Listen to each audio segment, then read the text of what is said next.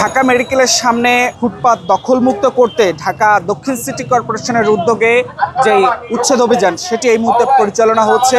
আপনাদের দেখার চেষ্টা করছি, অর্থাৎ দেখছেন যে ঢাকা মেডিকেলের সামনে ঠিক ফুটপাত দখল করে যারা দীর্ঘদিন ধরে বিভিন্ন দোকান বসিয়েছিলেন ফুটপাতে, ঠিক এখানে আইন শৃঙ্খলা রক্ষাকারী বাহিনীর সদস্য অর্থাৎ পুলিশের সদস্যরা তারা যেমন এখানে রয়েছেন এবং এর পাশাপাশি ঢাকা দক্ষিণ সিটি কর্পোরেশনের এই উচ্ছেদ অভিযান পরিচালনায় যারা অর্থাৎ ঢাকা দক্ষিণ সিটি কর্পোরেশনের যে প্রশাসনিক অর্থাৎ দায়িত্বরত যারা রয়েছেন তারা এখানে রয়েছেন এবং এক্সক্লাভেটরের মাধ্যমে ঠিক এই যে ফুটপাতে যারা এই ফুটপাত দখল করে রেখেছিলেন সেই ফুটপাত দখলমুক্ত করতেই দেখছেন যে ঢাকা দক্ষিণ সিটি কর্পোরেশনের উদ্যোগে ঠিক এই দখলমুক্ত অভিযান সেটি কিন্তু আসলে পরিচালনা হচ্ছে। আপনাদের সেটি দেখার চেষ্টা করছে। দেখছেন যে একে একে সেই দোকানগুলো সেগুলো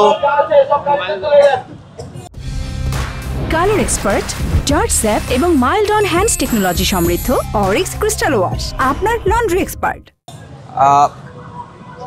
অর্থাৎ এখানে যে বৈদ্যুতিক সংযোগ রয়েছে এর পাশাপাশি বিভিন্ন পলিথিন কিংবা টিন দিয়ে যেই ছাউনি করে যেই দোকানগুলো তৈরি করা হয়েছিল অস্থায়ী দোকান সেগুলো ভেঙে ফেলা হচ্ছে। অর্থাৎ ঢাকা সিটি কর্পোরেশনের উদ্যোগে ঠিক এই যে অভিযান সেটি আসলে চলছে। এবং অন্যদিকে আমরা যদি আপনাদের দেখার চেষ্টা করি যে দেখছেন সেই দোকানের মালামাল যেমন রক্ষা করতে ব্যস্ত এই অস্থায়ী দোকান মালিকরা, এর পাশাপাশি বাঁশ কাঠ এবং তাদের যে টিন এবং বিভিন্ন জিনিসপত্র রয়েছে সেগুলো তারা সরিয়ে ফেলছেন। অর্থাৎ অভিযান শুরুর আগেই আসলে তারা দেখছেন যে সেগুলো সরিয়ে ফেলার চেষ্টা সেটি আসলে করছেন।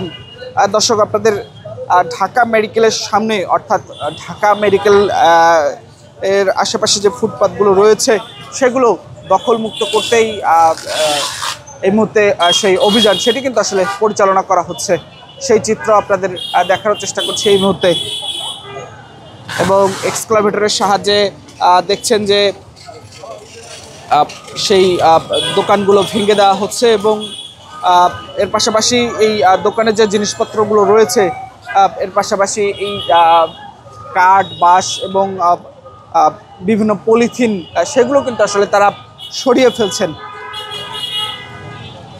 এবং আইন শৃঙ্খলা রক্ষাকারী বাহিনীর সদস্য পুলিশের সদস্যরা তারা এখানে রয়েছেন ঠিক ঢাকা দক্ষিণ সিটি কর্পোরেশনের উদ্যোগেই সেই উচ্ছেদ অভিযান অর্থাৎ ফুটপাত দখলমুক্ত করতেই আজকের সেই অভিযান সেটি আসলে পরিচালনা হচ্ছে।